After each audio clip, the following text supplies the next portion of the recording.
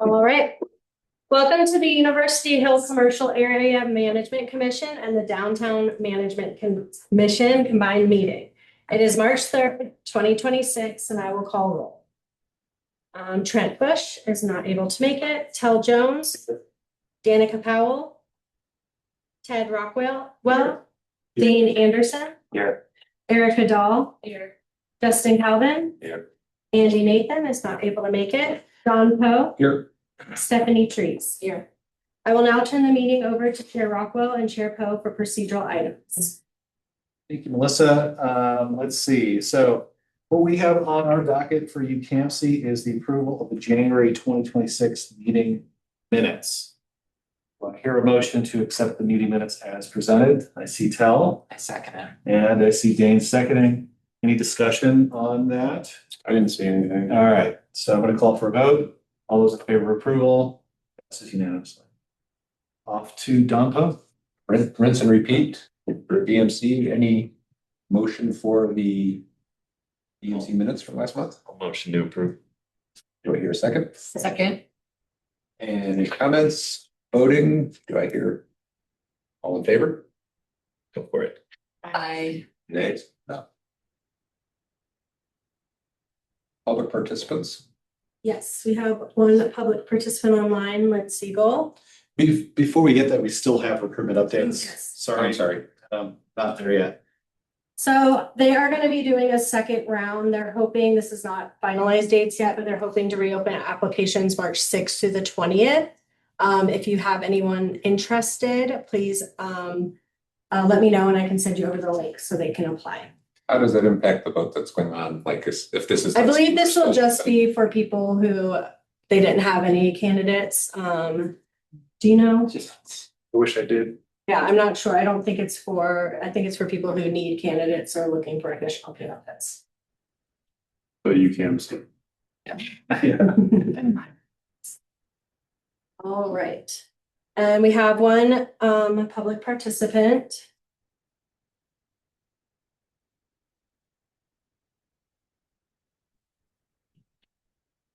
All right. Hi, Lynn. Hi, Would you like to share? share what? Did you have anything you wanted to share for public comment? Oh, I didn't know. You don't have to share today. It's okay. You can just observe. Yeah, just the usual concerns about university and effect on Boulder's public. I just went to the transportation maintenance fee conference and like it's really hard when CU is having a huge impact on asphalt on our town and I'm paying the price. So, and I've got a library district fee and Excel bills going up, and it's too much for the taxpayers to handle. So if you can approach any of that, the financial respects of that, and especially when we're relying on sales tax revenue, which is tanking because we have a third world war going on now. It just doesn't help the economy much. So mostly like CU's making a pretty penny from tuition on these students. And why am I paying for their transportation impact? It's probably the impact of CU. Who owns Boulder? CU owns Boulder. I mean, this big development they're doing down at Naropa, and the Millennium taken over, that was 250 some hotel spaces we had for sales tax revenue. And now we have Sundance coming, and the dynamics of Sundance on Boulder are huge. The financial impact is huge, and it's not a good huge, it's a bad huge. I know everyone else is just screaming about the wonders of it, but it's bringing massive quantities of people to this town. And we already have like 30, 40 different projects, large residential projects coming in, probably 60,000 people coming into this town. And we don't have people that can get a budget that we don't have to draw fees from the public to keep our streets, drivable. it's pretty pitiful. I can manage my own budget a lot better than that. And I don't see much public input either, real public input. We are intelligent people. You know, Boulder is a university town, and we don't need these nexus studies that we have to have for a thing like transportation fee. But what we do have is a lot of common sense. And there's not a lot of common sense going on here with the financial arrangements of the jobs housing balance going more and more diverting wealth diversion is not helping the economy locally or nationally. And then plus we've got coming down from, you know, the war now. So those are, And thank you for your concerns. yeah, Appreciate you addressing the commissions with your concerns, and we'll take that under advisement. Have a great evening. you too. All right, that brings us to matters from staff, unless there's anyone else from the public here to address the commissions. All right, matters from staff. And are you sharing? Yeah. All right, hi everyone. I think I know everyone, but I'm Regan Brown, Economic Development Strategy Manager for the new Office of Cultural and Economic Development. I'm joined by our consultant team, Progressive Urban Management Associates. We have Amanda and Michelle here. I'm going to be providing an update on the Downtown Development Authority formation work as we head into the council study session next week. So this presentation that you'll see tonight is nearly identical to the one that we'll be sharing with council next week. So wanted to just take the opportunity to walk through it with you all first, hear your perspective before we have that discussion. And I'll just emphasize that once we get into the policy considerations and the directions that we'll be sharing this evening, they are very preliminary. They're subject to further financial and legal analysis, but this is kind of where we're at in the initial direction that we're heading. So welcome your feedback. You can go to the next slide.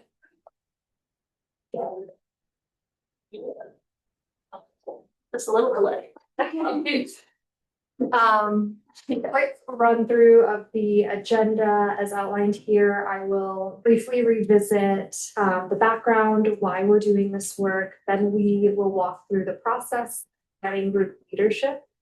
I'll then turn it over to Amanda from Puma, who will walk through the initial financial projections, including tax increment financing and mill levy modeling. And then I will return to cover key policy considerations related to funding, governance, and GID structure before we close with next steps.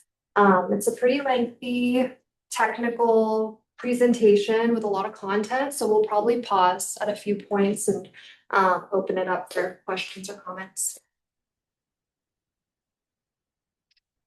So what is a DDA? This slide really captures the core concept. A DDA is a long-term place-based steward for a central business district. It's designed specifically for downtown areas within a defined geography. Its unique feature is tax increment financing. So TIF, I'll be saying that a lot tonight, meaning it captures new growth in property and sales taxes within the district boundary.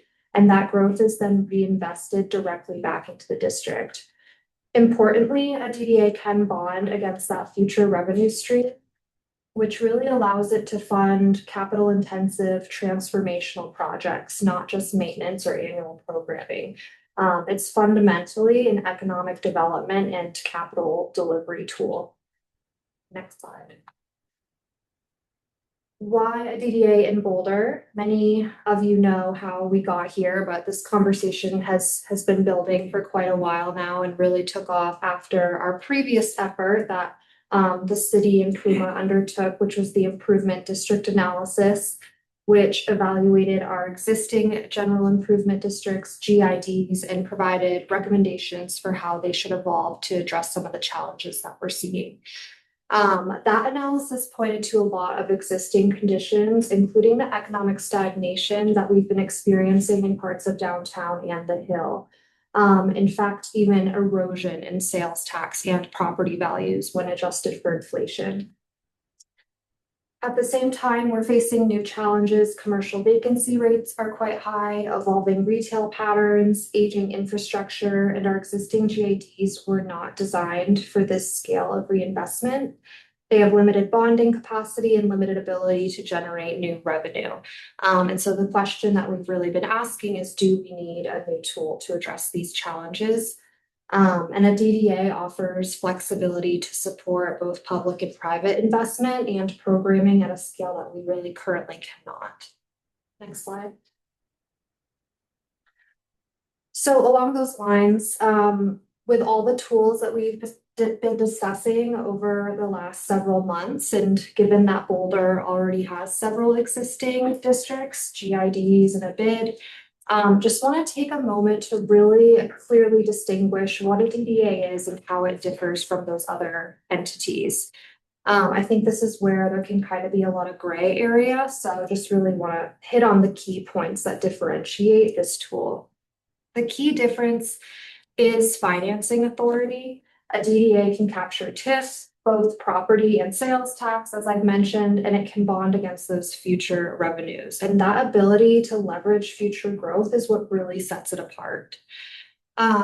With that said, a DDA can support things similar to bids and GIDs, maintenance, activation, beautification, but that's not what makes it unique. What makes it unique is that it can use TIF to finance catalytic, transformative capital projects at a scale that our existing tools simply don't have the revenue capacity to support at this moment. And in a few slides, we'll look at examples from other Front Range communities to illustrate what that looks like in practice. We can go to the next slide. This work has been heavily informed by the planning group, which is a group of community members convened to help guide the development of the DDA. A couple of you sit on that group representing the commission, so we really appreciate that partnership. They provide ongoing feedback and meet monthly to weigh in on several concepts. They also serve as a bridge between city staff and the broader community. And if this were to go to the ballot, they are anticipated to play a leadership role in campaign efforts as well. I'll also just note here that in parallel, we have a technical working group made up of cross-departmental city staff. They also meet monthly to really just ensure that this effort aligns with city values, complements existing work, and doesn't duplicate efforts already underway, but adds value. Next slide. So several key themes have surfaced pretty consistently from the planning group. First, redefining the core of downtown to more intentionally include the Hill and strengthening those connections between those two areas. Second, we've received strong feedback on the study area. There's support for continuing direct outreach to affected owners and businesses, especially before incorporating any of the broader areas we're considering. And I'll pull up the study area shortly here. There's also been a strong emphasis on not burdening the community with additional engagement. The city has conducted extensive engagement in the past, so really just building from past planning work to inform the plan of development, which I'll also dive into in a few slides. And we've heard clearly that there is limited appetite for an additional mill levy, particularly in Caged, where property owners are already paying additional property taxes. There's also an emphasis on a simple and streamlined governance structure that does not introduce unnecessary complexity.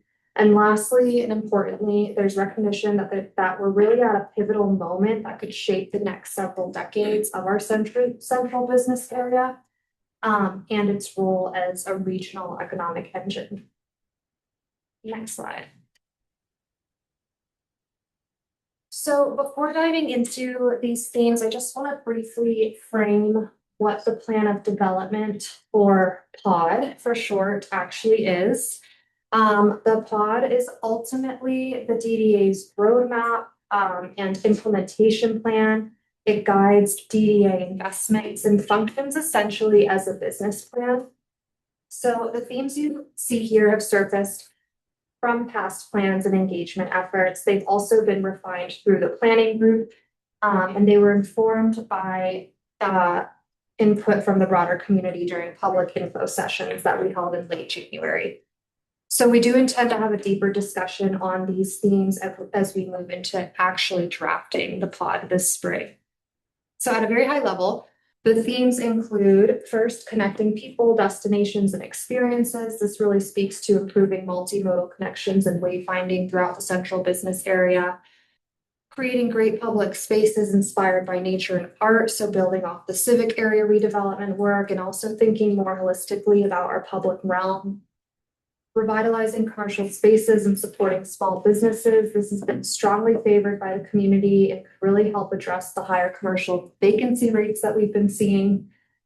Supporting housing and everyday amenities, so building more complete neighborhoods where daily needs can be met and serve all community members. And then lastly, building a strong coordinated system for district stewardship. So clearly defining roles between entities, strengthening partnerships, and leveraging work already underway. Next slide. So as I've mentioned, several communities across the Front Range have DDAs, and this slide highlights a few examples of what neighboring communities have accomplished. In Denver, their DDA has focused heavily on large-scale placemaking and redevelopment projects that simply would not have moved forward under a bid or GID funding alone. This includes things like civic center, public realm improvements, financing to support adaptive reuse and new housing, and structured public-private partnerships. In Fort Collins, their DDA transformed dark alleys into activated pedestrian spaces with lighting, art, and wayfinding. They've also invested in Old Town Square upgrades and supported redevelopment of vacant or stalled properties into productive mixed-use developments. So these examples just really help illustrate the scale of what DDAs can do in practice. Next slide. Study area. This map shows the current study area under evaluation. I do just want to mention that our focus right now is in the areas that are not shaded gray, which generally includes our existing districts. So Cajun, Eugene, the bid. It also includes the civic area and importantly, the connection between downtown and the Hill. Also looking at areas such as East Pearl and north along Broadway up to Alpine Balsam as areas for future broader consideration. But before incorporating these areas into the actual study area map, we plan to conduct targeted outreach to property owners and businesses to gauge their interest in being part of a district like this. So this is a starting point and this will be refined throughout the spring. I'm going to pause and then we're going to hand it over to Amanda to go over the financial modeling, see if there are any questions. That was mostly framing. A couple of really quick feedback for the presentation. I thought it was mostly clear. There was a bullet point that said Ken Bond, which I think should have been followed by like specifically Ken Bond to the, like, I think you need your longer explanation, which is on another slide. It just, that's like such an important point and it felt like it was half said. Yes. And then you said like, if this goes to the ballot, is that purposely uncertain in how you phrase that? Yeah, I mean, we still have to go to council. We have a lot more outreach. Okay, so that is uncertain. Okay. And then the other thing is the pod list. It was very esoteric, which maybe is purposeful, but it definitely didn't feel as much to me like definitive like output. Like if I was, granted this is for council and they know a lot about it, but like it felt a little bit like, well, what am I gonna get from that? Like I'm not really sure what they're talking about. So yeah, well, that's good feedback, and maybe we can provide some specific examples. We're not quite there yet. in the Yeah, process. We only yeah. have like those high level themes. And we'll be getting into those details over the next several months, but that's great feedback, and maybe I just call out some specific Yeah, examples. I think people, specific examples help people to envision versus just this like generic idea. Yeah, so that's Great. it. Thank you. Thanks, Reagan.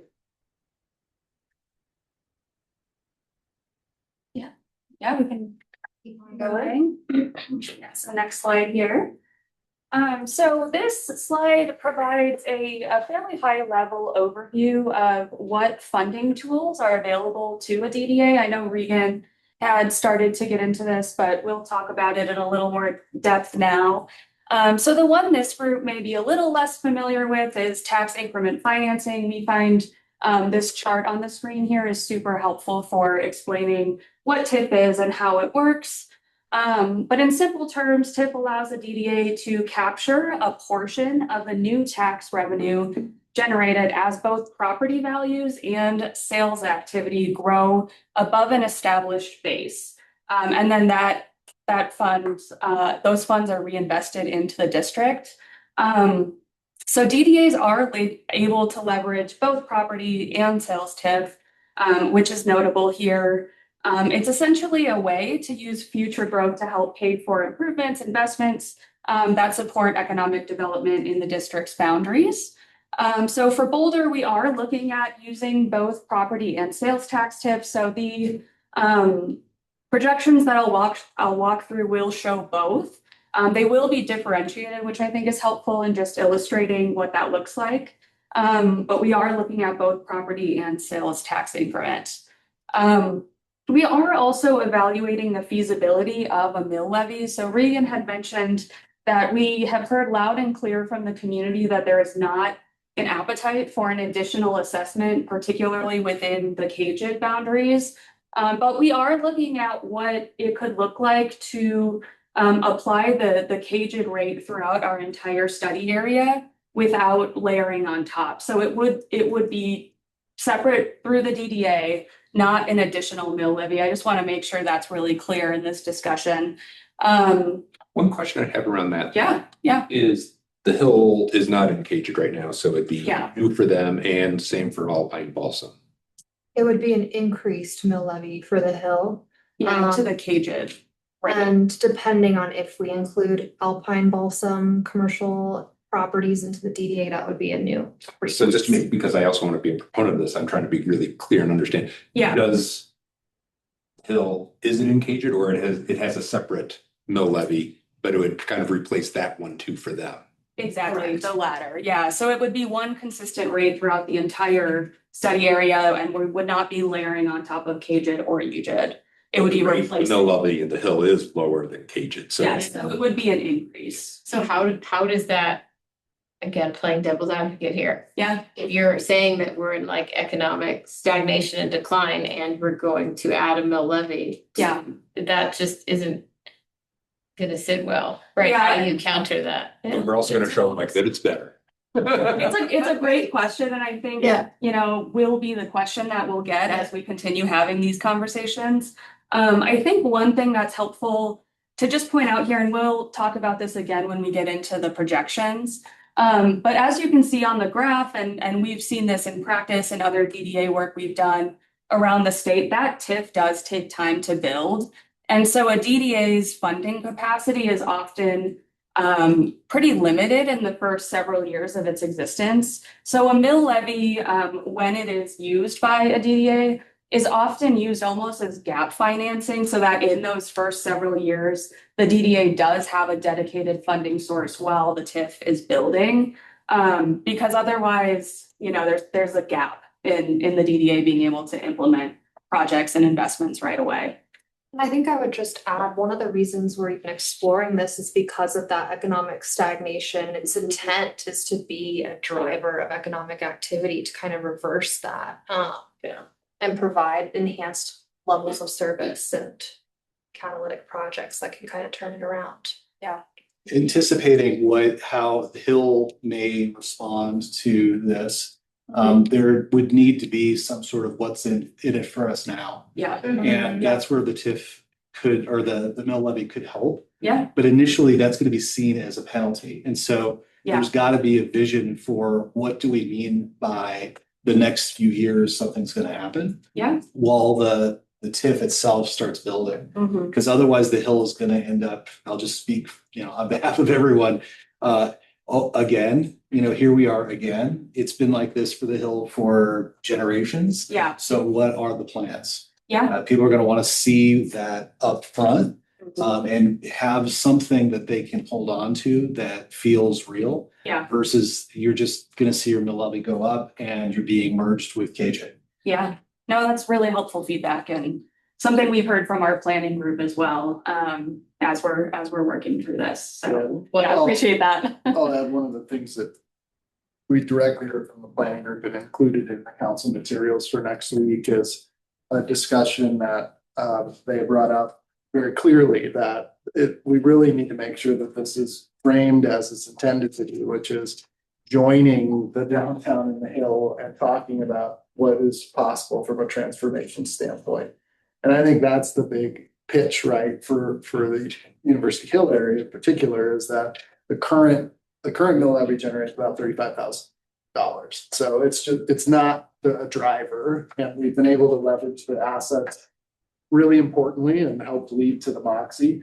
And we're at this kind of inflection point. And so do we want to go at it alone, district by district, or do we want to have a more comprehensive vision of what that is?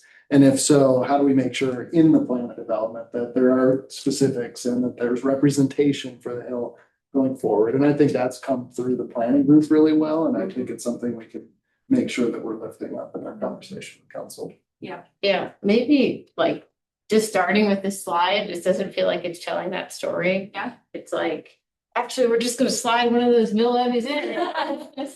Yeah, I mean, that sort of feels like that narrative is missed. Yeah. And then back to what Ted's saying, it's like, I agree that like, if you lay out, well, it's only 35,000 and there's gonna be this gap period, we could reinvest that money and not wait back into former UGID, then it would be like, oh, like that's actually going to help me in the next 3 years. Otherwise, I have nothing. I think that is like the narrative, but it doesn't exactly come through in the way the slide is presented. If I can add to that, add these planning groups, something that I thought was interesting, that these JIDs and BID were established in the 70s, I think. 50 some years ago. And so there's a huge possibility that in those 50 years, this town has changed. I think everybody knows that. And that this would be a way to like direct and streamline some of those improvement efforts. Like as far as you guys are explaining it, it takes away some of the like bureaucratic red tape, because the downtown can kind of contribute directly into what it wants to contribute into, instead of going through a few different commission meetings and city planning meetings, that takes months and months. And we can maybe streamline that and get some of those results faster. And I think we talked in one of the planning meetings about finding places for small wins, like to like, hey, this is like in the first year or two, this is a thing that we can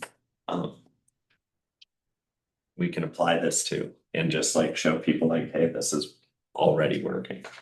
I don't know that we had examples of that, but I know that that's coming. But Yeah, and that's actually what we're gonna be doing with the planning group and the technical working group this month is getting into what are both some shorter term, quick win type projects, and then also if we're talking about transformative, investments, what are those examples too? So. He's got plenty of those. Yes, oh, yeah. Ready to go. Oh, yeah. I got plans on top of plans. Yeah, it's more about prioritization here, actually. So yeah, we that is in short order on our upcoming planning group and technical working group agendas. Yeah, I think just one last point on that. I think if you put yourself in the mind of someone I'm a business owner, like I'm someone who is just trying to like make it to the next month. Yeah. You could think about how to phrase something in a way that would be like, I think that's important, because some people are not inspired by like the long-term vision. They don't even know if they'll be around, right? Yeah. So there is some like a near-term quick wins. Will this help my business thrive or close down? Like, right, if nothing happens, right? So it's how do we feel like we need to do something versus nothing is also, that would maybe motivate someone in the near term. Yeah, Yeah. yeah, maybe we spend a little more time on the what and then, get Yeah. into the how. The how, yeah. Right, yeah, yeah, I think. We are coming up on Sundance and Mhm. that. I think in and of itself, bringing a bunch of people into the town. Being able to capture some of that like built-in tax revenue. That we are hopefully getting from an influx of, I don't know, what are the estimates, 100,000 people, like. That's going to bring more sales tax, hopefully, and if you're one of the businesses that are positioned for that, being able to. Direct that back into where you exist rather than like a general fund or out east or something like that, I think is an important thing to talk about.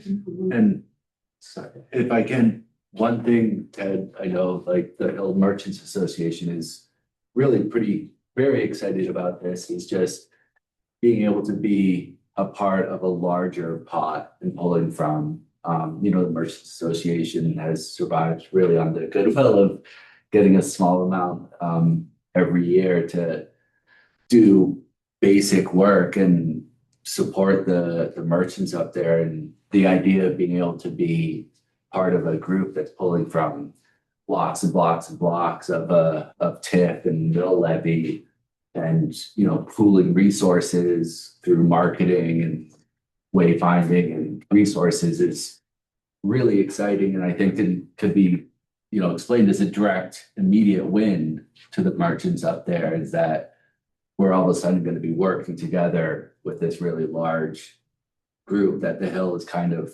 always been the smaller stepchild in a lot of ways, and is exciting that we'll be able to work together and I think have more funding available to us as well than ever before. We're really excited about it. Who do you represent? The Hill Boulder, which is the Merchants Association on the Hill. I haven't heard of us. My mom, Oh. my mom owns the fitter, so like, Oh, okay, yeah. so my whole thing is, I think the Hill needed help 30 years ago and Yeah. 20 years ago and 10 years ago. And like, Yeah. quite frankly, I don't know. I read this like fluff and it's just like, we're going to build a bench. And it's like, my mom had to ask them to remove the bench because a homeless guy was sleeping on the bench. And it's like, I struggle because I'm still, and maybe we're not at the end yet. I need to see a slide that shows me like, but what if it doesn't work, or what, like, I need some, everything feels like I need some info on like what the negatives are for this, because I can't imagine the Hill. My mom is not going to believe a word you say. Like, still waiting for the Moxie to be, and here's what's happening with the Moxie. They're coming and they're walking down and they're walking down and they're not walking up. And the Hill is struggling really hard right now. I mean, you might know better than I, but I mean, I also own Cafe Aeon, right. the restaurant that's been there for 15 years. And I would say we are seeing Okay. some from the Moxie. And I think, your mom was instrumental in bringing the Moxie there. And the Hill does have one other asset, right? The parking lot. And that's like a perfect spot to use this. Like the Hill has the asset that we get to take the whole region's TIF funding on and do something with that surface lot. But who owned, I thought CU owned that. Well, No, there's, why is it a 24/7 pay? There's the other. you're thinking of one across from the same thing. Yeah, that one is like, Starbucks. get a little free something, you know? I think that, managing expectations of what can be done too. I mean, I hear Dakota talk there and he's talking as if that TIF money just gonna come to the Hill. There's a reason Cage's in this conversation. Yeah. And I think that's what I'm trying to bring to the conversation is the Hill definitely needs to have prioritization, but with an acknowledgement that it's not going to be the only priority, that there will be other needs for that funding, and there will be limited funding in the first few years. So if we don't prioritize conversations about deferred plans, deferred maintenance for the Hill, it will not be addressed, and Cajun will suck that energy out of the room. So Just putting that out there for everyone. Maybe we should get back to your presentation. It's all good feedback, so we very much appreciate it. I think the only thing left I wanted to point out on this slide, Stephanie, to your point earlier, DDAs do have the ability to bond, particularly if there is a larger scale kind of capital improvement or redevelopment opportunity. DDAs are able to be really instrumental in that. The other thing I want to say about this slide before we move on is there are potentially 4 ballot questions for electors in the DDA formation process. So forming the DDA is a question, utilizing tax increment financing is a question. If we want to pursue a mill levy, that's a separate question. And then the ability to bond is another separate question. So just something to keep in mind. And as we get further along in this process, that's one of the reasons why messaging around all of this becomes so important. But just want to point that out. We have worked on DDA formation efforts where some questions have passed, some have failed, but then we've come back a year later and, been able. So this can go a few different ways. And I think the questions you're asking, the conversation we're having is all really helpful in how we end up framing all of this to the community. So I think we could keep going here. So some key considerations before we dig into the TIF and the mill levy projections, in addition to what we were just talking about. I do just want to reiterate the numbers that we're providing you today are illustrative. They are projections. Projections are equal parts art and science. So unfortunately, none of us have a crystal ball and know what's going to happen, but we're going to give you our precedent from having done this in other communities and just what we've seen in the economic conditions here in Boulder. I also do want to point out that we would be using 2026 as a base year for tax increment financing if we are able to get that approved. And as Regan and I mentioned earlier, these projections do illustrate both property and sales TIF. So they are differentiated. You'll see that as we get into it, but I just want to point that out. On sales tax, the increment that would be collected by the DDA would be the city's portion of the increase in sales tax above the base, including dedicated funds. That's what we're looking at right now. We're still workshopping and exploring and having internal conversations, but I just want to be clear about what that means. On property tax, the increment capture would include funds that would otherwise go to the other taxing authorities. So that includes the Boulder Valley School District, Boulder County, and others above that base year as well. One of our immediate next steps after this, or after City Council rather, will be to speak with these taxing entities and talk about what this means and the implications and all of that. But again, just want to be clear about where these funds actually come from. And then as we mentioned, we are pursuing sales tax. I know something we'll be exploring as we get further along in this process is if we want to pursue a potential revenue share on sales tax with the city. That's something we've seen done in other communities. So we're still fairly early on in all of this, and we'll be workshopping ideas over the next several months here, but just want to throw that out there.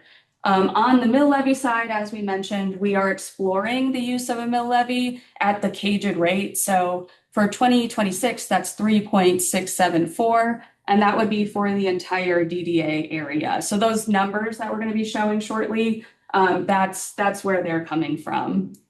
Amanda, can I just make sure we reiterate when we're talking about the different audiences that the caged boundaries and the bid boundaries do not match up? Yeah. So some of the bid boundary people are looking at a mill levy, would be looking at a potential mill levy that they don't.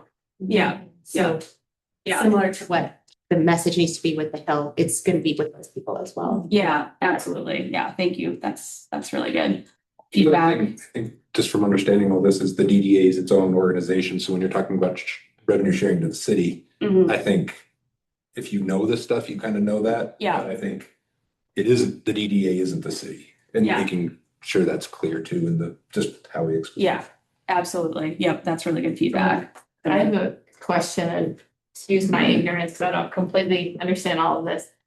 That if the funds are diverted from, let's say, Boulder Valley School District, what happens as costs continue to rise? So it's about half and half. Okay. I think, does it say that? Oh, yeah, it does. I just didn't point it out. So apologies for that. Okay, So natural appreciation continues to increase the base okay, over time. okay, And then so it's about 50-50, and then, new investment, the increase from that is what will go to the DDA. Okay. And that's actually decided by the assessor. okay. But just having, worked on this type of project in other communities, it's generally about 50-50. In a way, if you went back to the one slide that had the charts, it's more like if you don't have the TIF, see it's still going up. Yeah, exactly. Yeah, And TIF, we're it's subtle capturing in that slide. invested- Yeah. Suddenly you have awesomeness. I think we talked about that being a major objection, and that's a great rebuttal to the objection. Mhm. Yeah, that's true. But in Yeah. a way, you'd almost break that up into slides to show like, Yeah. see, there's gonna be progress. Yeah, and it's the Yeah. but-for argument, right? If the DDA isn't there making the investments, are we going to have that extra increment? That's, that's the basic argument for creating a district like this. Yeah. All right, let's get into the numbers. So we looked at two different growth scenarios, 1% real growth. So again, not including inflation or appreciation. This is what we're calling conservative in Boulder, where it's fairly built out. This is honestly the more likely scenario versus 2.5% real growth, which is what we're showing as a more aggressive option. But you can see here, the property tax increment is on the bottom there. It's in dark blue. Sales tax increment is on the top in the lighter blue. And then you can see over the 30-year period at the bottom there what the cumulative amounts are, just based on these estimates. So the total would be just over $140 million in cumulative property and sales tax increment.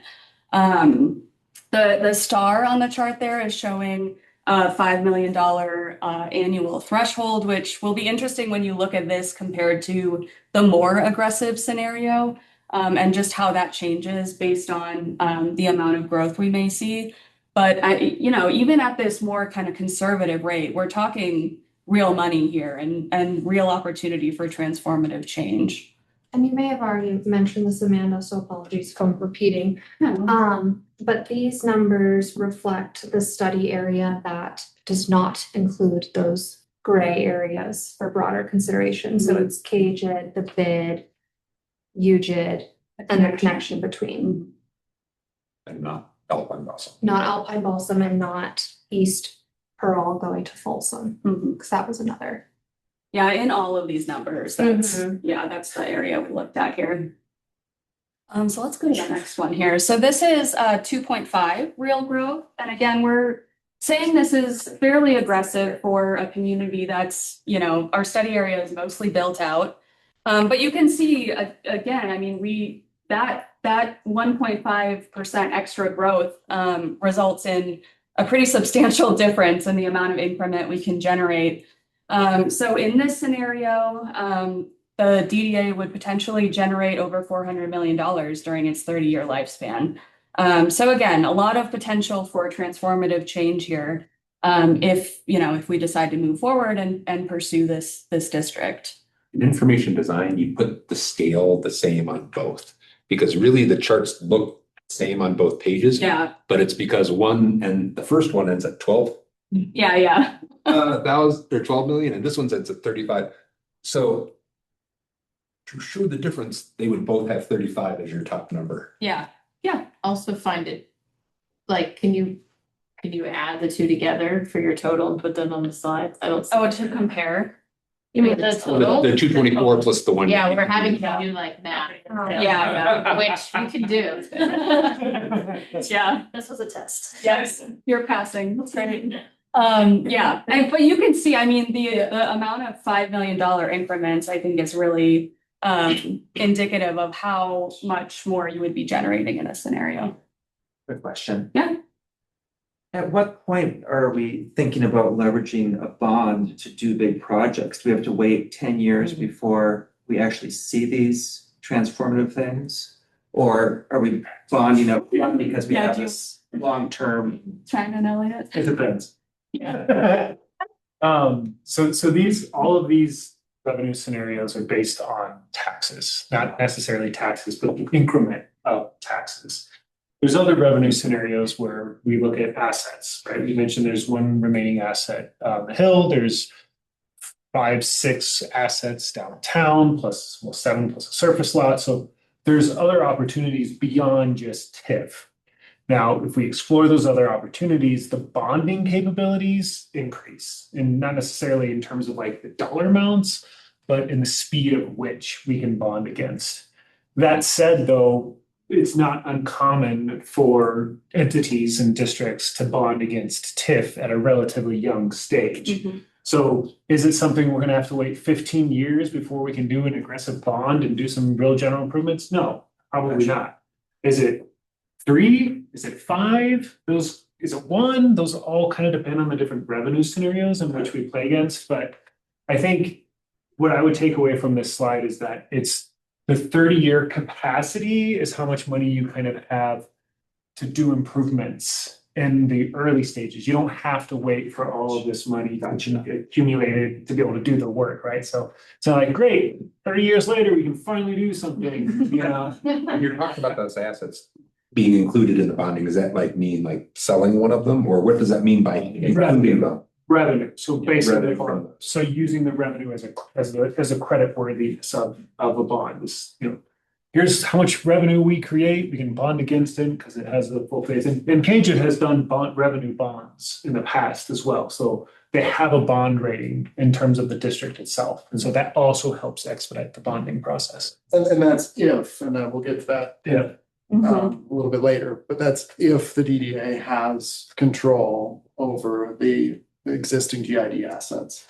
So that's a consideration, because if we go to the bond market and say, well, just trust us. Look at this slide. We're gonna get to $400 million. They're gonna say, well, that's an awfully aggressive graph that you don't have recent history in realizing. And so they would ask, is the general fund, is the city backing that? And that's a policy question. I don't know what the appetite is. Typically, city hasn't been super aggressive in that space to kind of back, debt in that way.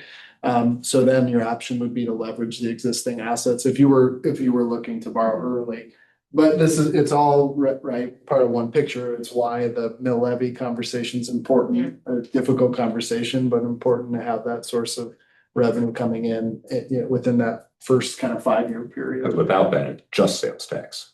Yeah, just your tip. Just your tip. Yeah. Both, which is on the property. The tip differentiation. Yeah.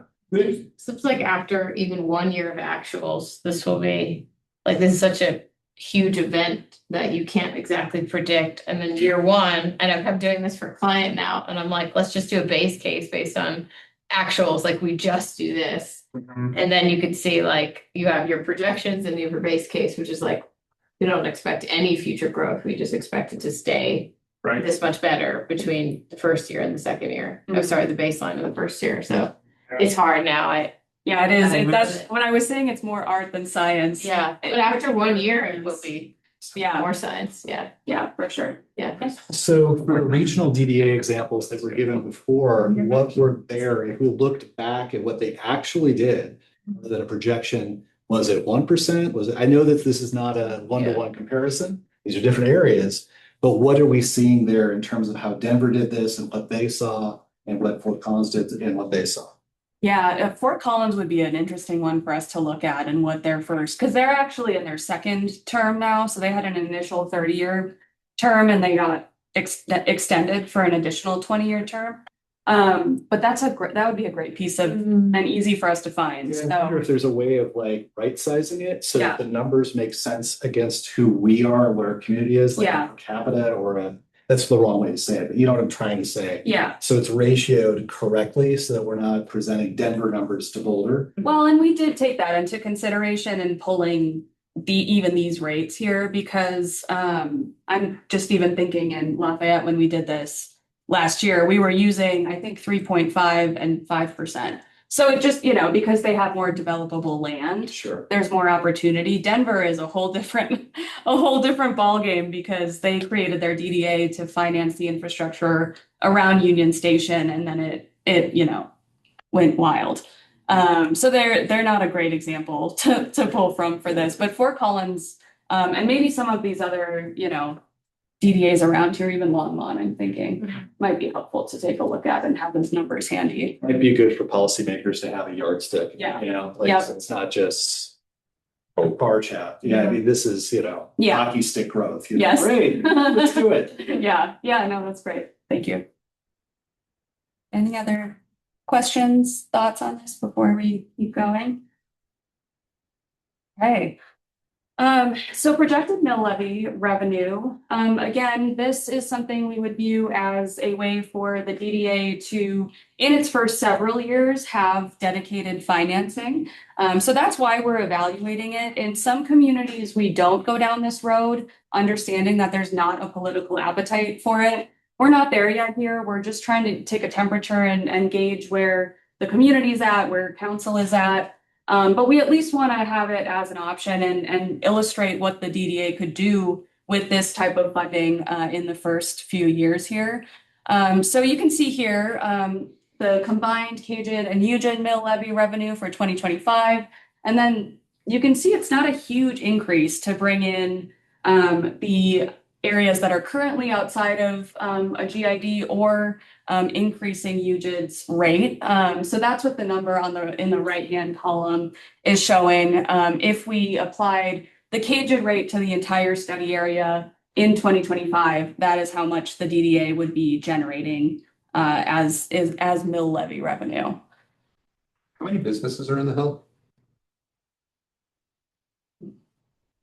We can look that up. We have the parcel data. I'm just like, there's 20 and it's 20 divided by 3 million or 300,000, I mean. To Don's question, kind of playing on that, what would I think would be really helpful, especially for businesses, Mhm. is we just take an idea of like, what does that actually translate to for an An individual example. business? Yeah, Because everyone keeps trying to like do the math. ballpark, but having an actual Example. something would be super helpful. The other end of it, it just seems like no money. Like, what are you doing with this? Well, Like, it's gonna be 3 benches? I'm kidding. I do mean like, Yeah, yeah, yeah. expectation setting of like, this is gap financing, and then it's like, what? Just not that much money. Yeah, But we It- only it have does- 35,000. I know. So So you, that's the thing, it's not just going to you, right? Yeah, you know what I mean? Like, we're making a big deal. It's just, and to go through it, even on the ballot for just that little money, it just kind of seems like peanuts. I don't know, maybe I think a good way to look at the mill levy is to think of it as less of that's gonna be the money you do improvements with, is more of like, that's the money that's gonna maintain operations. okay. The TIF is what's going to make those big impacts, right? So that's where it's coming from. The mill levy is like, let's keep the lights on, let's keep the place clean. that's what we're doing already. Correct. So it's like, let's continue Okay. those services that we have grown to know in the operations of. That's what this does, is it stabilizes that, especially from the onset of the formation. So in theory, this DDA gets developed and UGID and CAGID go bye-bye. What happens to all those services that UGID and CAGID are accustomed to? Okay. That's where this comes in. Yeah. Well, That's whispering to me that the Hill is 300 grand in the red every year. we have to And take so a general there's fund that- transfer. There's a $270,000 general fund transfer. And so there it is. Yeah. Like, Okay. Roughly, it's the not. difference between those two. Well, and the $3 million difference isn't just the hill, because it's actually capturing everything going up to the hill as well. There's not a lot of property that's on that way, but it is capturing, so it's not just the hill. It's a little bit bigger than that, but yeah, I mean, is there, I mean, the 1.7-ish mills that's up on the hill right now is what's producing the $35,000. You're in some regards doubling that, if not triple, so $70,000 is what you're actually producing on the hill at this point with the 3.674.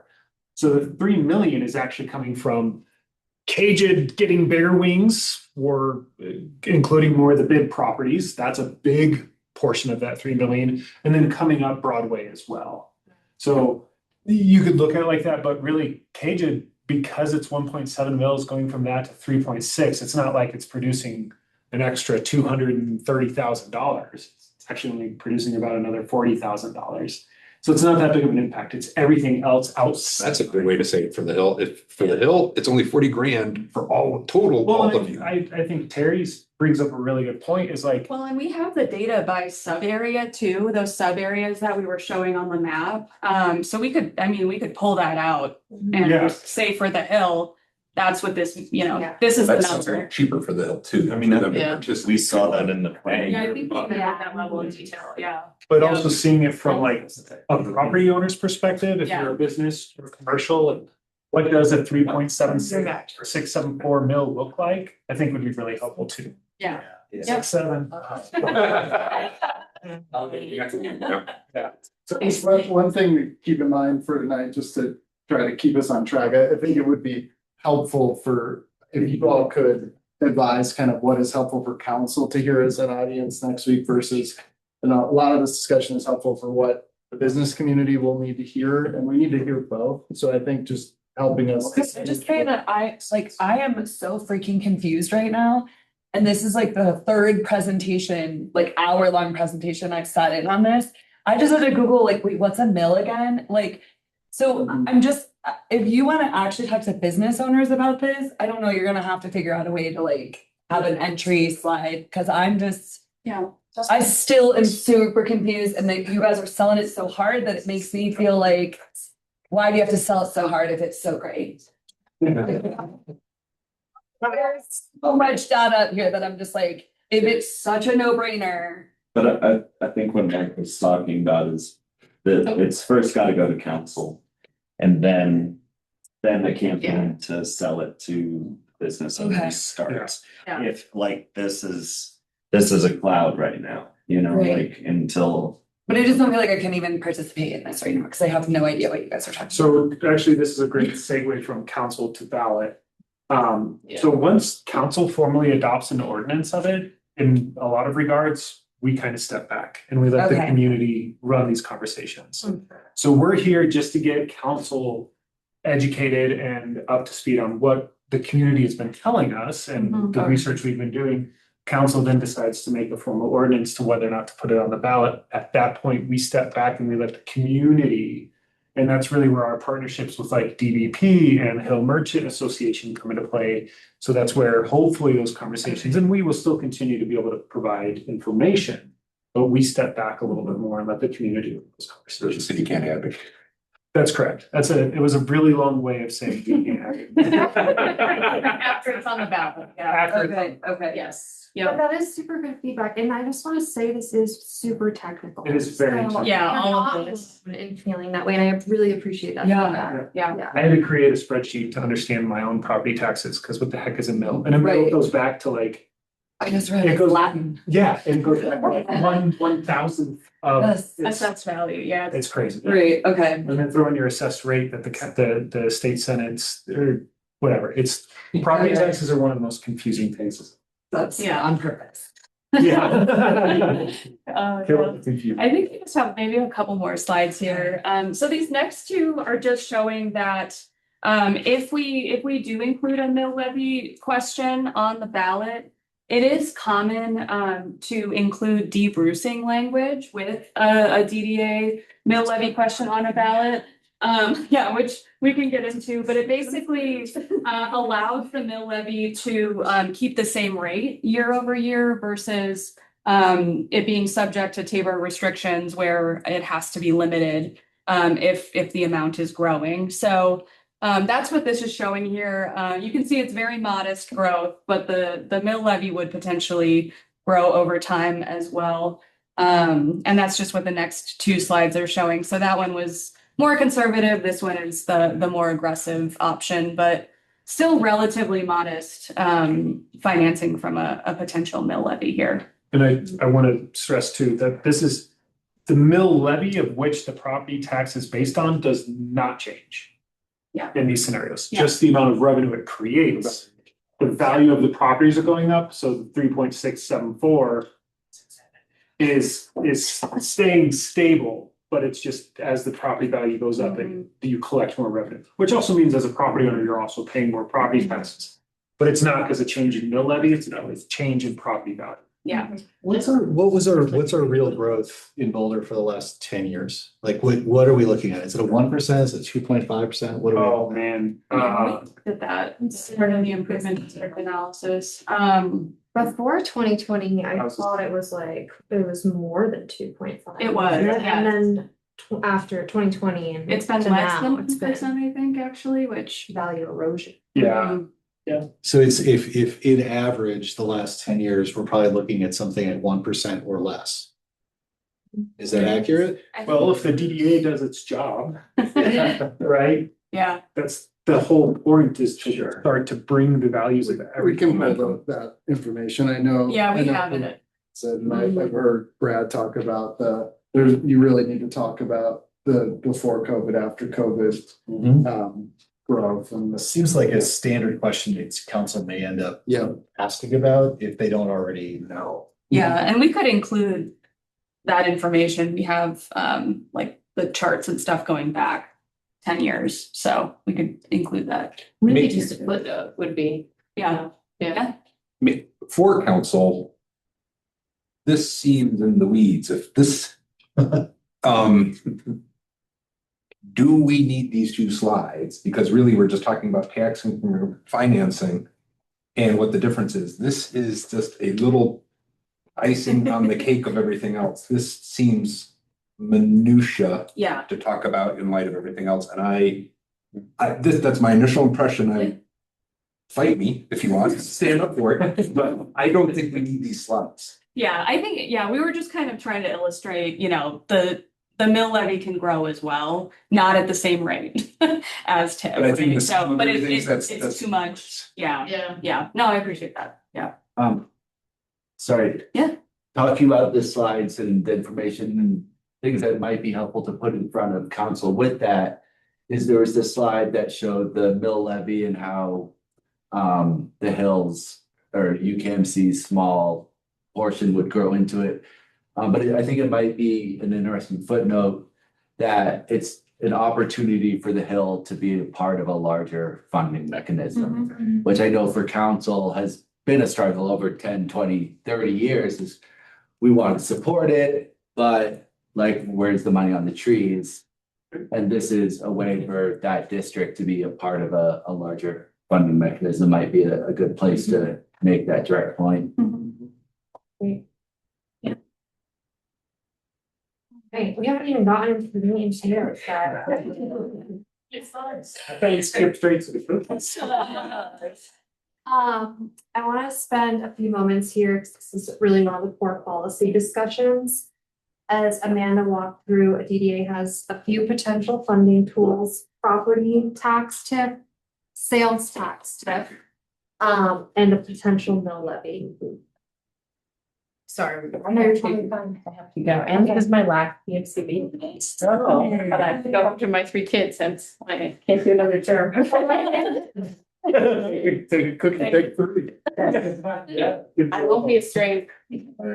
Thank you, everyone. It's been a pleasure. Yeah, of course, anytime. Okay, I'm just gonna recap. So a DDA has a few potential funding tools: property tax tip, sales tax tip, and a mill levy. And so the question is really about how, or if we use them all together. Based on the modeling so far, property tax tip alone likely does not generate enough capacity to meaningfully reinvest at the scale that we've been discussing, particularly if the goal is transformational capital projects. And at the same time, as we've mentioned, TIF takes time to grow. It really doesn't provide that immediate operational stability in the early years. So that's why our initial staff direction is to explore a coordinated funding strategy with a mill levy to provide that stable base funding for operations, potentially replacing the Cajun mill for the entire DDA area. And then exploring both property and sales tax TIF to build that long-term reinvestment capacity. And the goal here is really to balance immediate stability with that growth-based capital capacity. I guess just emphasizing again, this is not a final recommendation. There's still a lot of fiscal impact questions and more financial modeling and analysis to work through, including impacts to the general fund, other taxing entities, potential revenue sharing structures, as well as outreach to those who are not currently paying an additional property tax associated with a mill levy. So what we're going to ask council next week is whether this general direction makes sense to continue refining this integrated funding model with an emphasis on fiscal safeguards, intergovernmental coordination, and really clear parameters to be established in the plan of development and potential revenue sharing agreements. I'll just add, why is this important? And why do we kind of leading with this question for council? A, they need to approve anything that goes on the ballot. So if we have a mill levy question, council has to approve it being on the ballot. So that's why we're emphasizing that question about mill levy. And then I think sales tax TIF is going to be an interesting policy conversation, because unlike property tax that we talked about, how your base property values grow over time, and all that increase in property taxes that are on the base go to those taxing entities, including the city, is not defined that way for sales tax. So your base is your base. If your base is 10 million in sales tax, your base is 10 million for the 30-year period, unless you establish a separate revenue sharing agreement. And so the downtown is an economic engine, right? I think there's going to be some concerns about, well, wait a minute. That means that if we're kicking ass downtown, that money is no longer, whatever that total number is over the 30 years, is not going to police, fire, parks and rec, open space, all the other things that sales tax funds.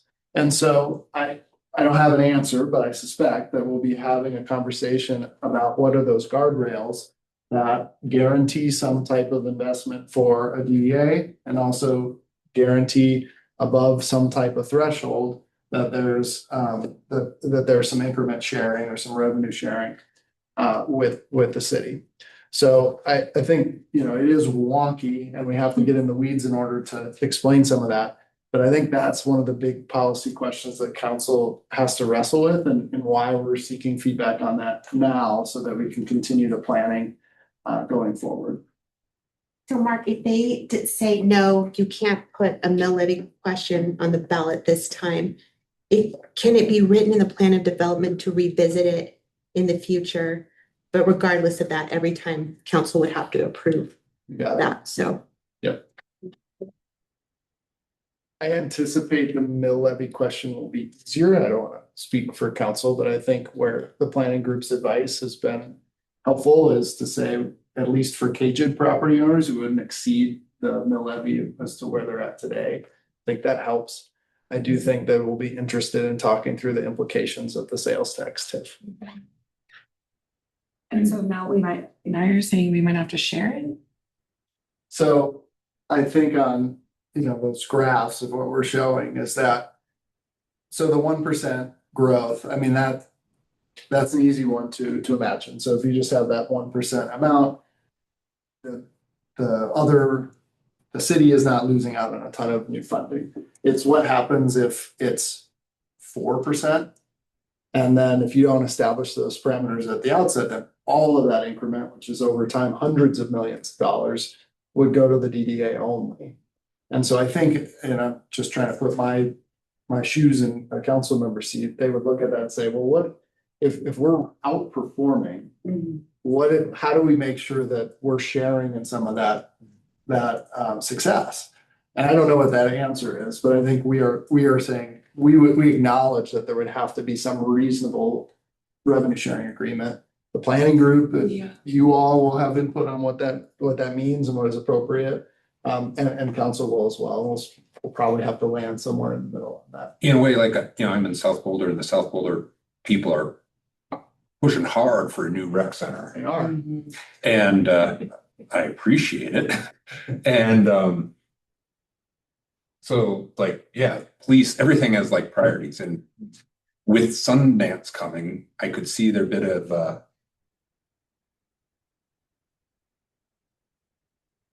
challenge that Sundance is really coming to Chautauqua, CU, downtown. That's where people are going to be spending most of their time, although they're going to have to spend time, you know, renting Airbnbs and eating all throughout town, but downtown's going to be getting the focus, is the loci of Sundance. And so we are approaching the DDA in a really good time with that, using 2026 revenues with the idea that Sundance is 2027. That engine should go fast. And so I think I do see some just challenges as how we present this whole deck overall to council. You need to know a lot to know what questions to ask. And after being on the DMC for 5 years, I know that I have to ask questions that I'm not always presented with. To know, I have to be wise to know what I need to ask because it's not always there. And so, sorry, Ted, so like when I just see some of this, I'm like, I appreciate what Erica said. It's like, we're pushing so hard. I think there's just a different way we can present all of this. And I don't have that at my fingertips right now, but like, to me, this is not a clear, here's what you need to know to make a wise decision. And so I think there does need to be a thing about, we need to address the growth engine and say right from the start that if it is over the 2.5%, we're estimating 1 to 2.5. I'm just spitting this out there. That if it's above that, if it hits 4, anything above 4, the city gets, or it's not split or something. I think we need to address that right from the start. I'm gonna build on what you're saying there because I couldn't agree more. And I think part of it is that there are certain council members that are very knowledgeable and they will sniff out and be the ones to drive the conversation. And it would be helpful perhaps to help the others on council to maybe prevent, and not prevent that from happening, but let them feel like they have more of a voice than they might otherwise have in the face of those walks that are on council. And so it could be some definitions up front, recommendations on growth, those kinds of things to help guide the conversation a little bit so that you don't end up with 1 or 2 individuals basically dominating how the discussion proceeds. I think all that's helpful. And the reason why we wanted to have this joint commission before the council meeting. What I think I'm hearing is maybe there's ways we can build in a few like very solid examples of how kind of the policy direction could be built into our planning. So we can take that back. And I heard a lot at the beginning of establishing the why all over again, which will be helpful. I just want to give Regan props though, because I've sat through this presentation, I don't even know how many times now. And I think that your intro and everything, finally, there was really solid structure. So I know it's confusing, but I want to say like from where we've seen it from the beginning to where you just presented, you did a really excellent job. And we're still all confused about everything, but I just wanted to acknowledge Regan, that was a really solid intro that you provided. So I can tell you all have very strong knowledge and concept. And I'm trying to tell the story in a strong way so that it becomes clearer because you have to hear it to get it. Yeah. Yeah. And Presentation doesn't do it all. Yeah. We're coming to council. They have heard 2 updates on this. And so they have a little bit of the background. And I know that it's hard to refresh memory kind of on the fly. I think the memo will do a really nice job of outlining some of the history on that. And it is something they've asked for. So I think there is a ton of work to build the case within the business community and the folks that will ultimately end up voting on this is whether or not we should do it. But I do think council will have a good amount of background and want to hear where we're at in terms of staff recommendations that's informed by this commission, these commissions and our planning group. So I think refining this based on your feedback is really helpful and we'll get there. Mark, is it this study session completely on this topic or are we in the midst of? It is 90 minutes on DDA. Okay. All right. So less than us. Yes. There's 2 of you.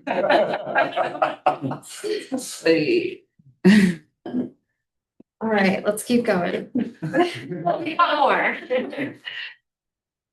We can just go right into the next slide. So we're getting into governance now. So super briefly, want to walk through the statutory basics of how a DDA board is structured under Colorado law. It must have between 5 and 11 members. Board members must be either a business owner, resident, or property owner within the DDA area. And importantly, the majority of the board must either live in or own property within the district. So it's really designed to be district rooted and locally accountable. One member of the board must be a city council member, and all board members are appointed by the mayor and confirmed by council. So there's a formal public process. And lastly, board members cannot be paid. Does this come from the law or is this just how we set it up? State statute. Yeah, yep, it's state statute. Okay. Does CU own any properties currently within the boundaries that are presented? I believe in the connection between the hill to downtown, so Limelight is in. Okay. Done. Just curious. Is there regulations on where those board members are from inside of the? That's something Of the we map. actually outline in the plan of development, and make sure there's geographic representation. We often will also provide recommendations on, we need at least one business owner, we need a commercial property owner, we need a resident. So there is some flexibility with that, but we would work with, the city team and the community to make sure that's outlined in the plan of development.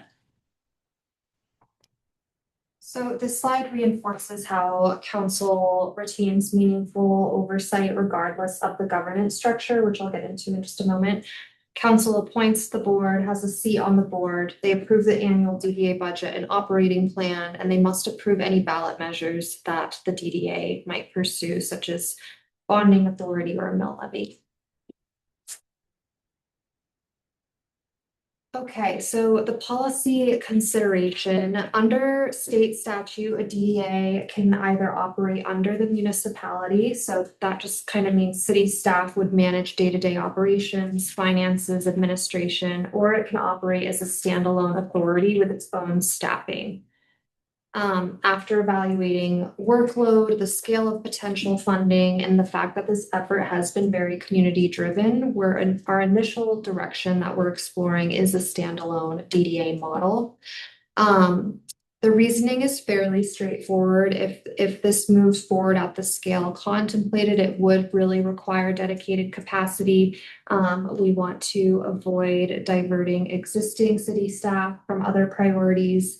And as I mentioned, this effort has really been community-led with sustained engagement from community members. And so a standalone model kind of reinforces that while maintaining formal city oversight at the same time.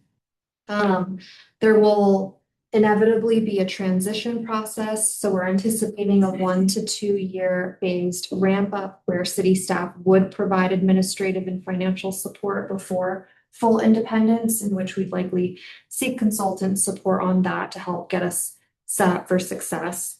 And again, just like the previous slide, this is direction, not a final determination. I think there are really pros and cons to both models. And so we're going to continue evaluating operational and financial implications before bringing anything forward for action. But this is the initial direction. I only have a few more slides, so let's get into the comments. Okay, this is likely the most complex policy area. Formation of a DDA naturally raises the question, what happens to Cagid and UGID and the parking assets? So we're evaluating several structures. One option is that the DDA ultimately owns and operates some or all of the assets. That could consolidate governance, strengthen bonding capacity, and kind of create a single accountable system for capital planning and reinvestment. Another option is that the city retains ownership and the DDA operates assets through an intergovernmental agreement that preserves municipal ownership but may limit capacity or capital structuring flexibility.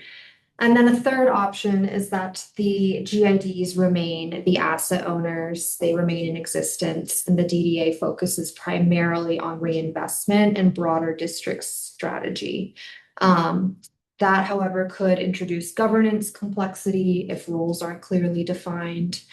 And across all models, one principle remains consistent, and that parking should function as an enterprise. We obviously have several parking structures downtown, and the revenues generated within those parking structures should support the maintenance and the long-term capital needs within those parking structures. So that kind of remains consistent with whichever model we choose. Let's go to the next. So this slide reflects our current direction for continued analysis.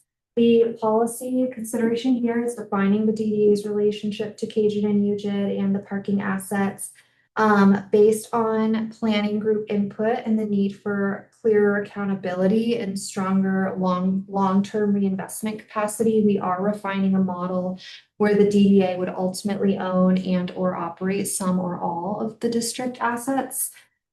This approach would consolidate governance, align operations and capital planning under a single authority, and it would better integrate parking operations into broader economic development and revitalization strategies. So under a DDA ownership model, UJID and KJID could be dissolved and the assets would be transferred to the DDA, which would include a structured transition period. So we have a lot of work to do before this is a final recommendation. We're going to continue evaluating implications, guardrails, alternatives. But the question we intend to bring to council next week is if they support continued evaluation of a DDA ownership model while deeper legal, financial, and transition analysis is completed and these alternatives kind of remain on the table. One more slide. One more. That's coming, I promise. Next steps. So next week is the study session, as we've mentioned on Thursday. Through the spring, we're going to continue refining the plan of development, conducting more detailed financial and legal analysis, particularly around the funding strategy and the structural considerations. We will continue targeted outreach to property owners and businesses related to the study area boundary, both direct one-on-one outreach and potentially smaller group sessions that myself and Puma would facilitate. And the goal is to return to council by June to confirm priorities in the plan of development and determine whether to refer formation and funding measures to the ballot. And if referred, the election would be November of this year.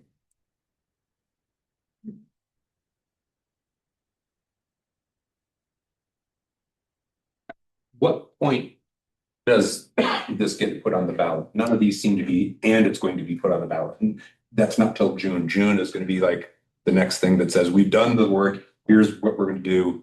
You want to put it on the ballot? That's the question that I see Mark nodding. Yeah, June, so likely June, we'll have another discussion with council and kind of get the final say. They technically will consider the ballot language at the same time they consider other ballot initiatives. And they do that typically late July into August. So that would be the final, but we'd be hoping in early June to get the final yes or no.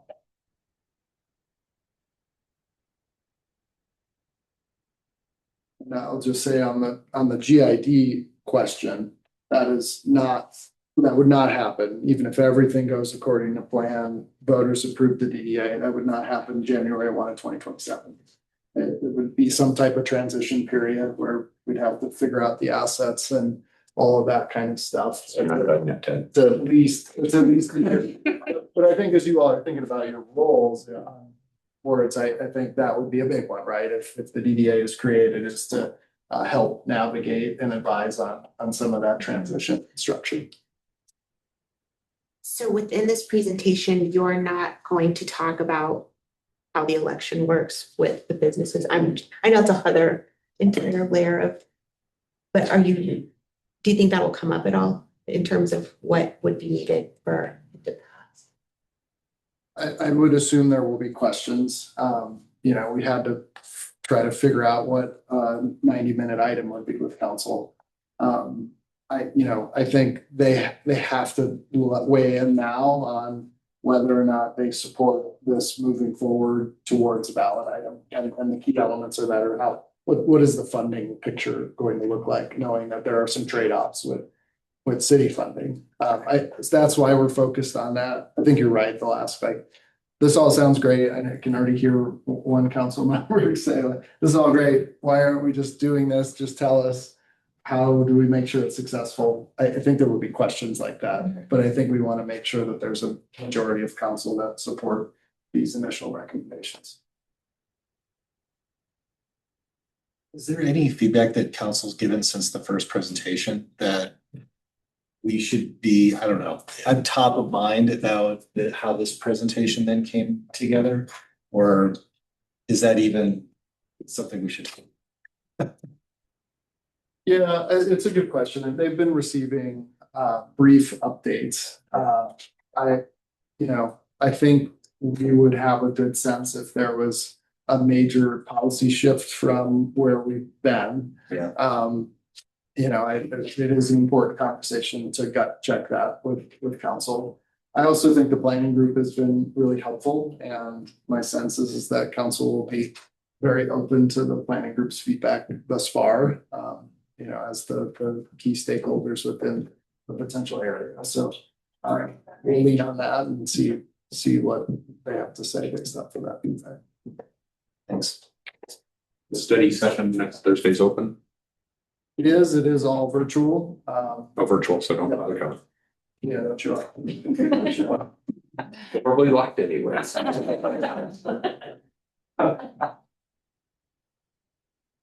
There's been a lot of work that's gone into this. I know that, you were already talking about the improvements that you've seen. I've seen a presentation like this multiple times, and it's come a long, long way. So, any sort of feedback that, I've given, it is really meant towards try to make it stronger, particularly in the face of knowing council and knowing how council may approach these things.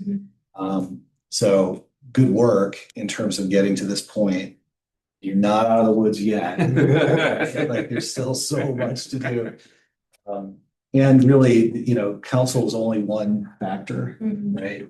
I think Erica was bringing up, the biggest hurdle, really. I think council may see the logic. They may be, pragmatic about what's necessary to do for the city. Electors can be a little less pragmatic. Or so focused on their pragmatism that maybe the whole pragmatism gets lost on them. So I don't know what I'm really trying to say there, other than thank you for your work and your service, and keep going, because this is important work.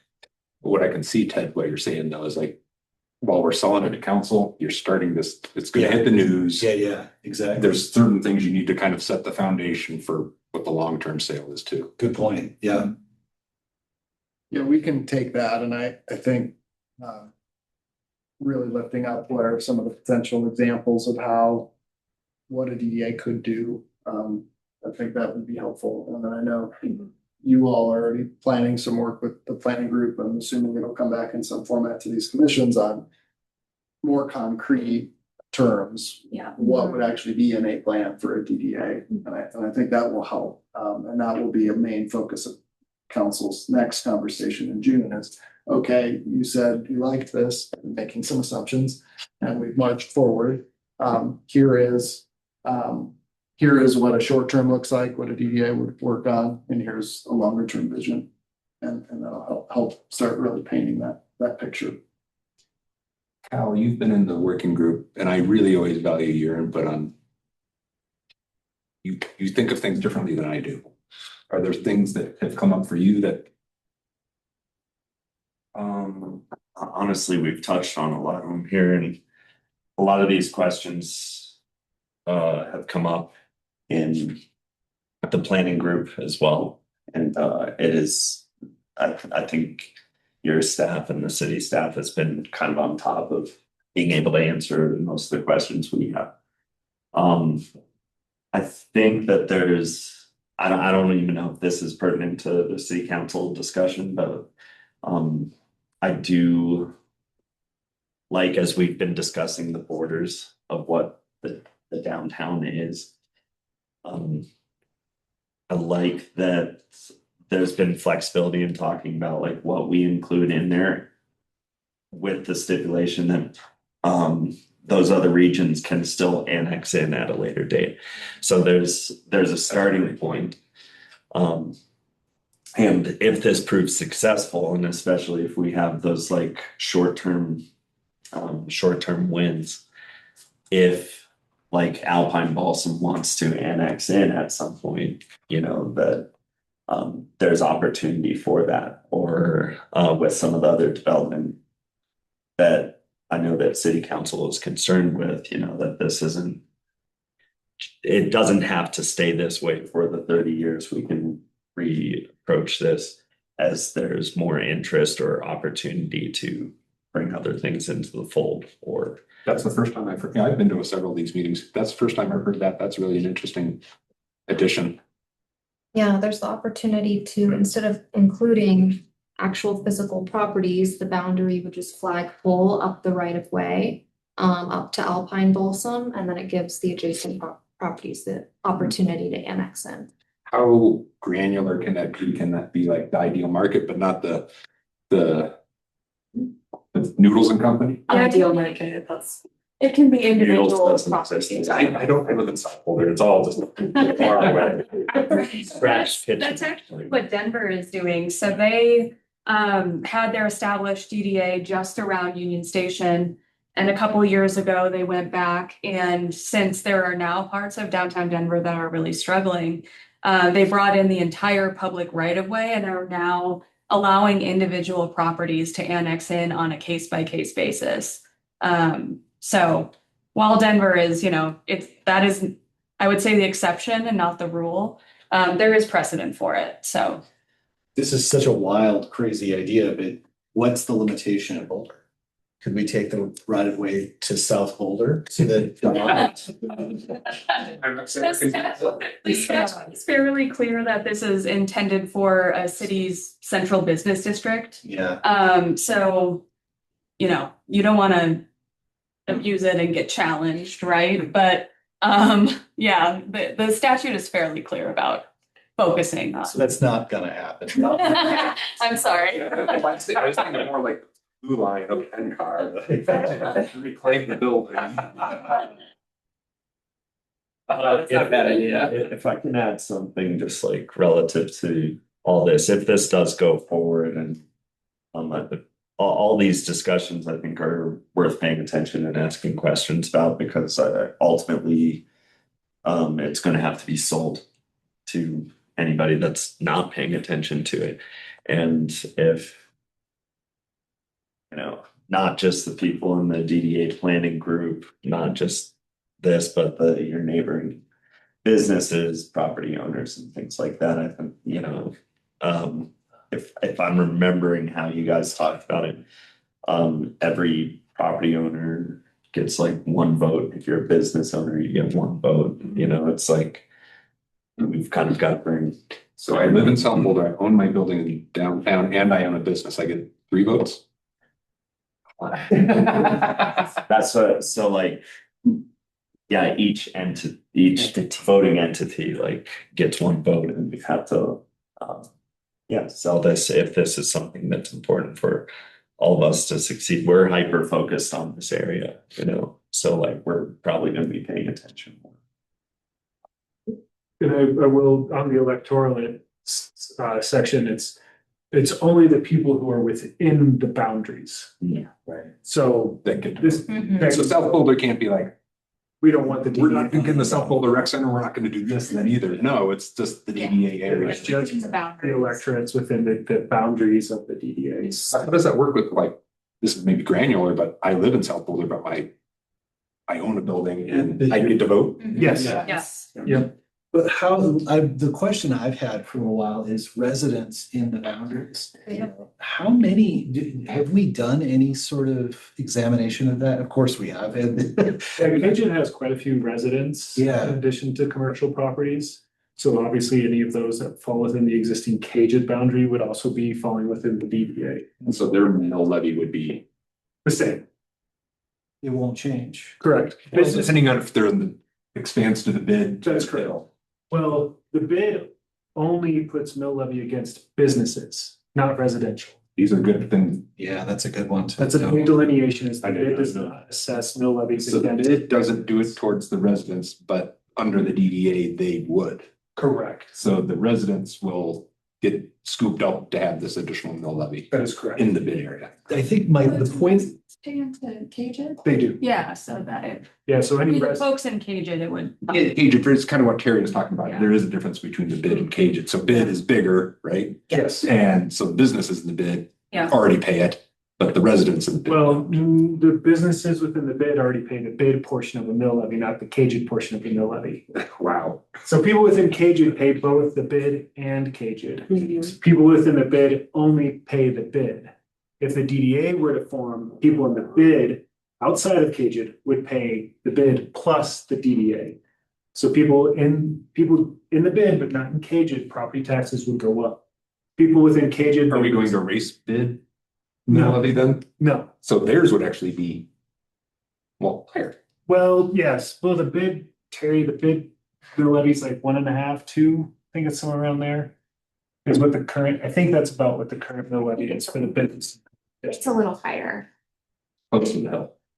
It's, I'm sorry, I don't have it right. And when we go to draw final boundaries, I mean, that's why we need to have a really good justification for including like a residential or mixed use property, right? You have to start thinking then about what your total electors are and how many you think you need to clear in order to get to that 50% threshold. That's something we'll be working really closely with the planning group on. They'll have the best advice on that, knowing the city eventually has to take a back seat. But we're prepared to help support Pumas as well. Just, what is your list of electors? What is the number you think you need to get to? What is the communication strategy? How do you start socializing this in a non-wonky way? That's so hard to learn sometimes. Yes. So Elliot, the mill levy right now is 3.8. Oh, okay, okay.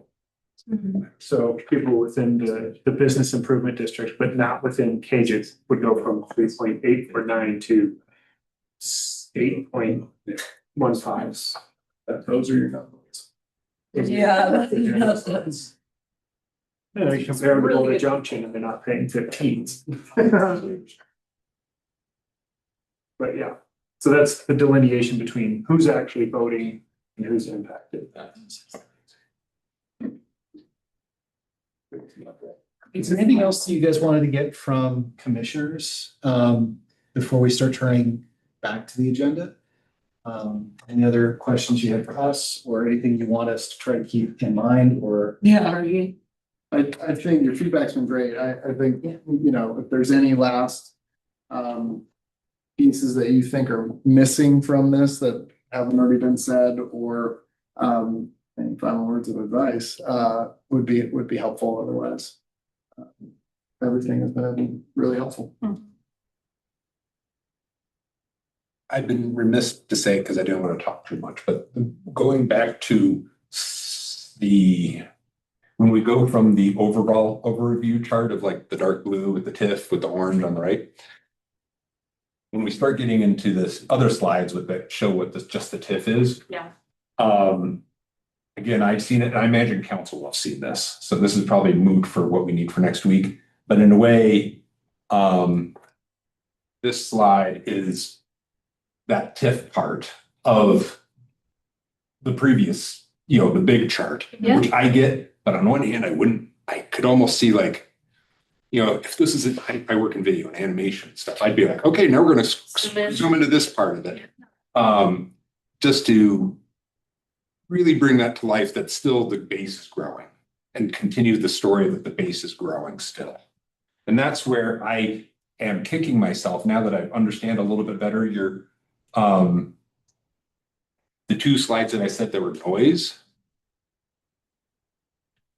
I can see how they fit, but they're so much similar to, it's in a way, I want to see how that relates to, I'm thinking of the base chart that has the dark blue with the TIF with the orange. How does this fit into that? Like, that's the one thing I was like, how do I marry those two slides that I said mix into the story? Yeah. that's why I said to nix them, because I couldn't see where they fit into the overall story.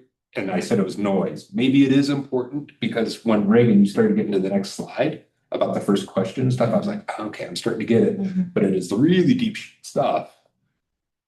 So that's maybe my final thought, is like, how to make these charts talk to each other. Yeah, labeling. Or like, where do they fit? Like, this is that little bit, you know, is the mill levy? I know it isn't, but is it that little granular base tax revenue growth? No, it isn't, but is it? I don't know. Like, Yeah, it's a good point, and I think we were struggling with, like, TIF is something that cities do, but this city hasn't done. And so we've had to revisit that several times to just explain what the heck it is and why it's powerful and important in this conversation, but also just what it is again. But I can see that being different from what you're talking about, which is also helpful of, like, what is the picture for what a DDA would, like, what are the total sources for a DDA?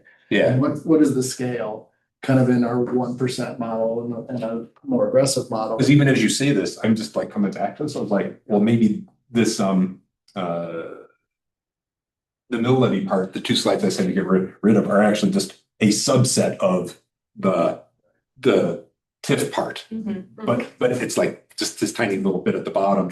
You know, I just don't know where those two slides I said to get rid of fit in all of this. Yeah, we can take that back. But I don't know if it's important, and if it's such a minimal amount that it's like pennies on the dollar, to like just ignore it. This goes back to the storytelling, yeah. Yeah. Well, that is what I'm in marketing. I tell stories every day, and I work with my clients to tell their very technical stories. Yeah, it's very helpful. Thank you. Thanks. I've learned a lot.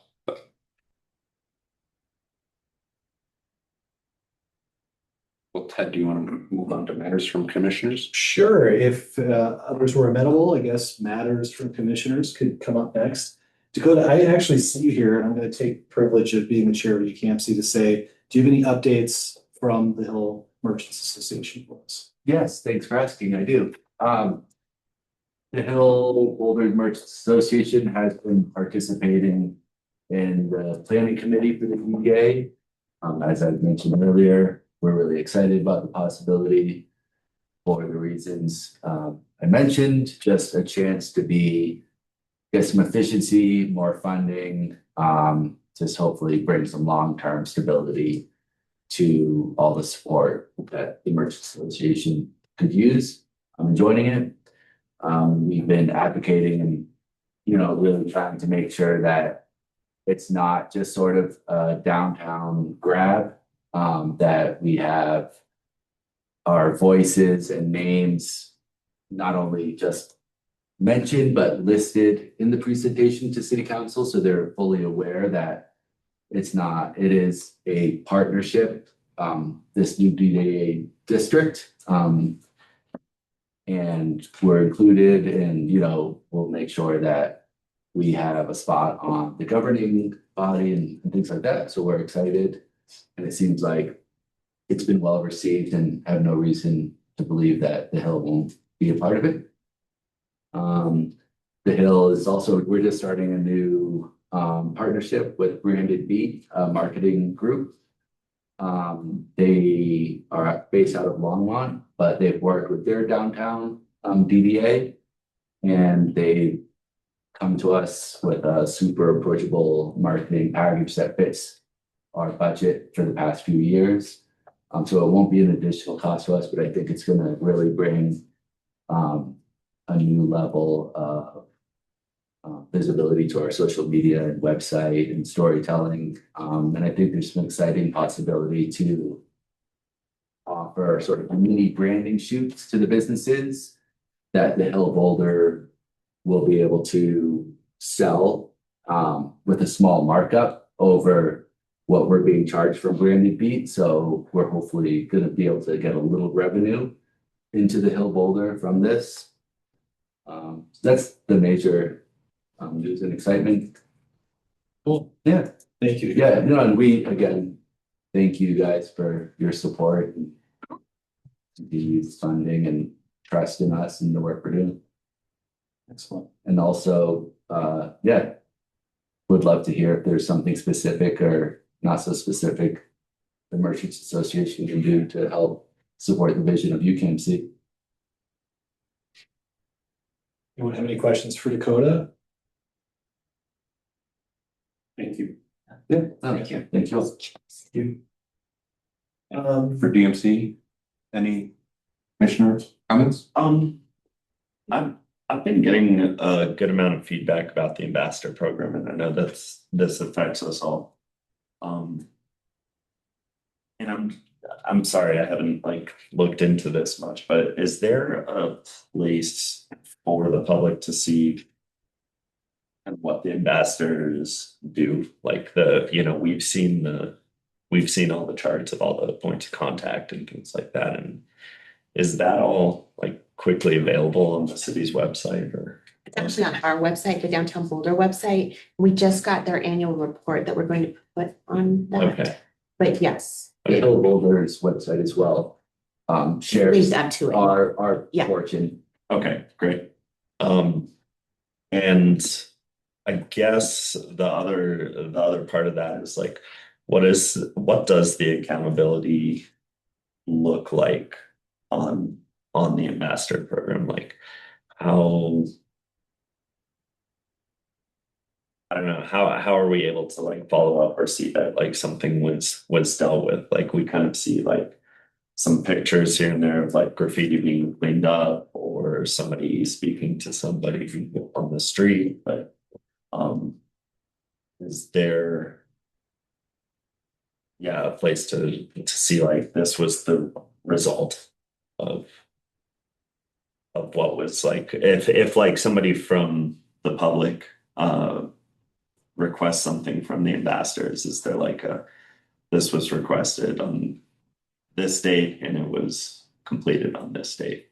Yes, so there's, they keep daily logs where they track everything and they do take pictures. I just want to make a clear delineation between the Inquire Boulder, some of the stuff that's outside of the purview of what the ambassadors can actually maintain, and then what Inquire Boulder is set up for through the city, but they can absolutely be held accountable through our partnership with the city and also CU and the work we're doing in University Hill.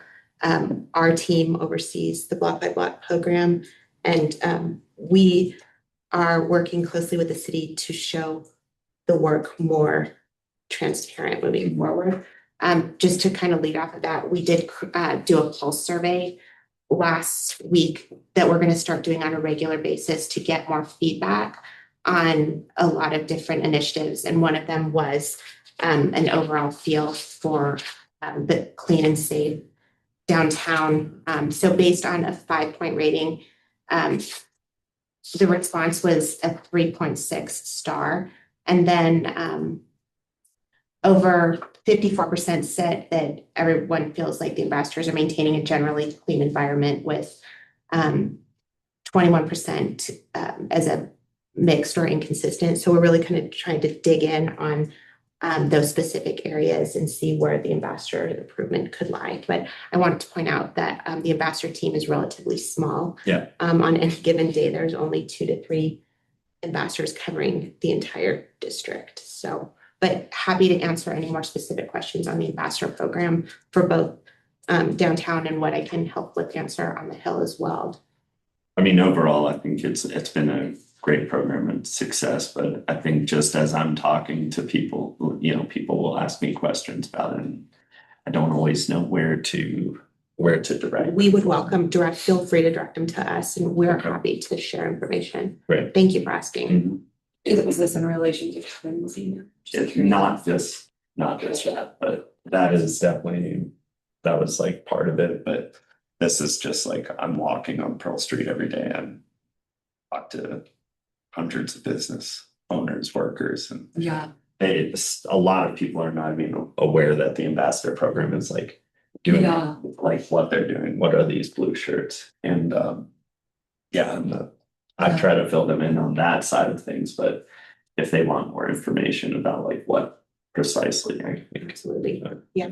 Right. Yeah, and I know the ambassadors passed out those like postcard things, but and they also put them in like the awards luncheon packet, and then Melanie gave me a welcome to, so sometimes I'm like, do you not know or did you not work on it? Right. So, and I mean, even as a block captain, I can try to make sure everybody's aware of it as well, but something I've been talking to Terry about and talking to the officers about is I feel like we keep getting the same complaints about these issues that like there is nothing we can do. Like, so like Kevin's picture of the homeless man on the bench, and like he's a human being who is allowed to like lean on the bench.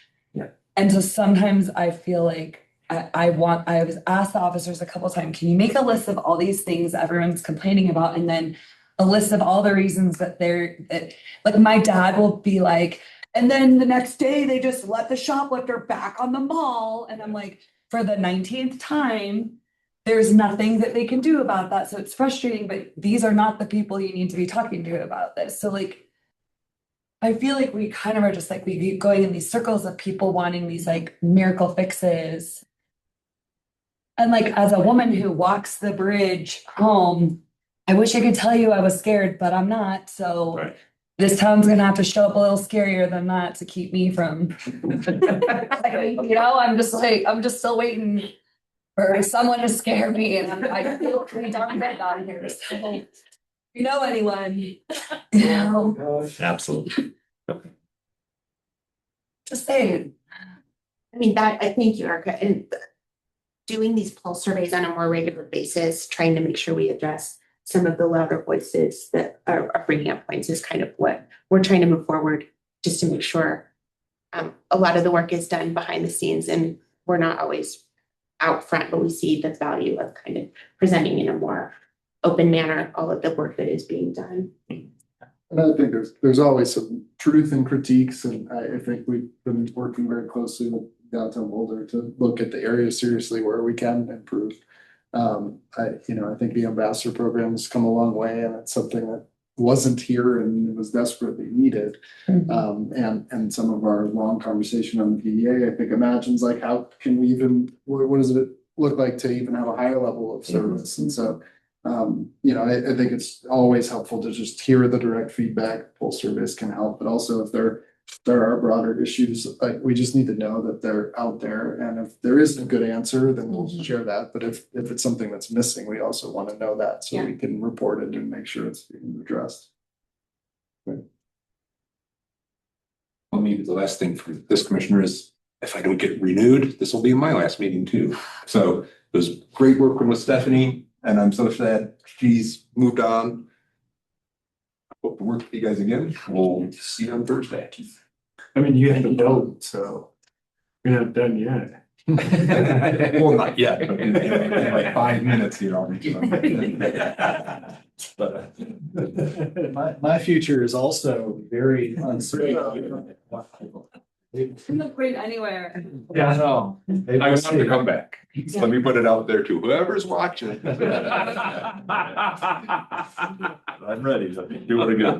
Yes. But do I hear a motion from the floor to adjourn? Before we do that, just a reminder, the upcoming meetings for this next month are the bi-monthly check-in for myself and Danica Powell. Danica, I hope you're watching, because you better show up. She's up in planning right now. Planning board. Well, I'm gonna march up there and make sure that she gets it. Last time it was spotty at best. Our next commission meeting is gonna be May 5th. And the next DMC meeting will be the 12th, and maybe Don, you'll be there. Who knows? I'll see. All right. He'll be there, just whether or not he's. Second that. Great. All right. We're adjourned. Thank you all. Thank you. Thank you.